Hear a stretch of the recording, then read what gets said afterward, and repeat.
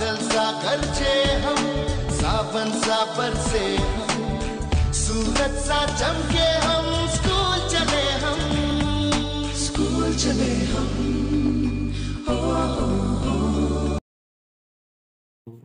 Good morning बच्चों। तो आज हमने एक नया टॉपिक स्टार्ट करना है, ग्लेशियर। ठीक है, तो आइए ग्लेशियर के बारे में पढ़ेंगे।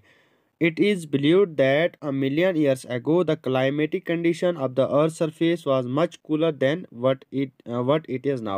कहता है ये माना जाता है कि मिलियंस ईयर्स अगो, ठीक है, सदियों पहले क्या होता था कि जो क्लाइमेटिक कंडीशन, ठीक है, मौसमी हालात जो हुआ करते थे, किसके, जो अर्थ सरफेस है, इसके जो क्लाइमेटिक कंडीशन होती थी पहले, वो बहुत ज़्यादा कूल होती थी, ठंडी होती, जो क्लाइमेट होता था बहुत ठंडा होता था एज़ कम्पेयर टू, अगर आज जो है आज के क्लाइमेट कंडीशन की बात करें, आज जो है हॉटर देन होता है जो पहले होता था। ठीक है, इसका मतलब ये है कि पहले जो था मौसम बहुत ठंडा हुआ होता था, आज जो है गर्म है। ठीक है, the earth surface was covered by ice but later the temperature began to rise gradually. कहता कि पहले दौर में मिलियंस ईयर्स एगो क्या था कि जो अर्थ सरफेस थी वो आइस मीन्स दैट बर्फ़ से जो थी वो क्या ढकी हुई थी, कवर्ड थी, लेकिन बाद में क्या हुआ कि टेम्परेचर जो है ज़मीन का आहिस्ता आहिस्ता क्या होने लगा, बढ़ने लगा।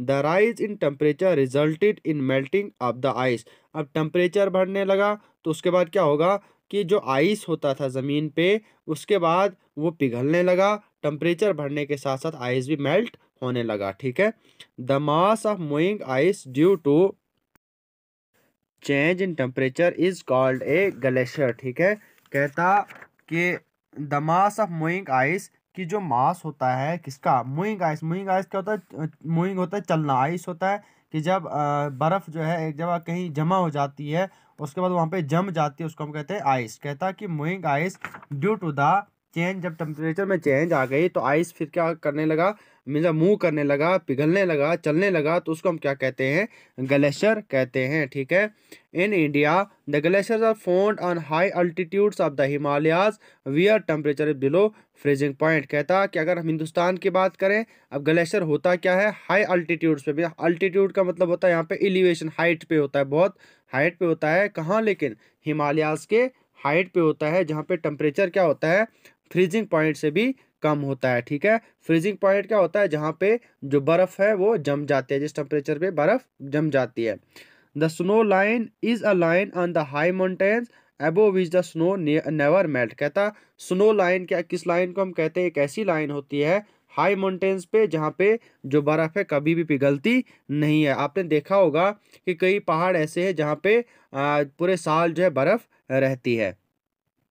Like running water, moving ice erodes loose particle or parts of rocks, takes them along and deposit them behind when it melts। कहता जैसे पानी चलता है, जब पानी चलता है तो वो अपने साथ साथ सेडिमेंट्स भी लेता है, उसके बाद मिट्टी के कुछ पार्टिकल्स भी लेता है और रॉक्स के कुछ पार्ट्स भी लेता है। तो इसी तरह से ये जो आइस होता है जब ये मेल्ट हो जाता है तो ये अपने साथ क्या लेता है, मीन्स इरोड करता है, पार्टिकल्स को साथ साथ लेता है और कुछ रॉक्स के हिस्से भी लेता है। उसके बाद takes them along and deposit them behind, और उनको जो है एक जगह जगह कहीं जमा डिपॉजिट कर देता है, जहाँ पे व्हेन इट मेल्ट, जहाँ पे ये क्या हो जाता है, पिघल जाता है। Huge masses of ice which cover large area of A continent is called Continental glacier. कहता कि जब जहाँ पे जो आइस है, जहाँ पे बहुत ज़्यादा होती है और एरिया भी जहाँ पे उसने आइस ने बहुत ज़्यादा कवर किया होता है, कंटिनेंट का एरिया बहुत ज़्यादा कवर किया होता है, उस ग्लेशियर को हम क्या कहते हैं, कंटिनेंटल ग्लेशियर कहते हैं। जैसे कि एग्जांपल यहाँ पे दिया है, जैसे अंटार्कटिका इन्होंने कहा है एंड ग्रीनलैंड। ठीक है, उसके बाद other glaciers which occupy small areas over the mountains are called mountain glaciers.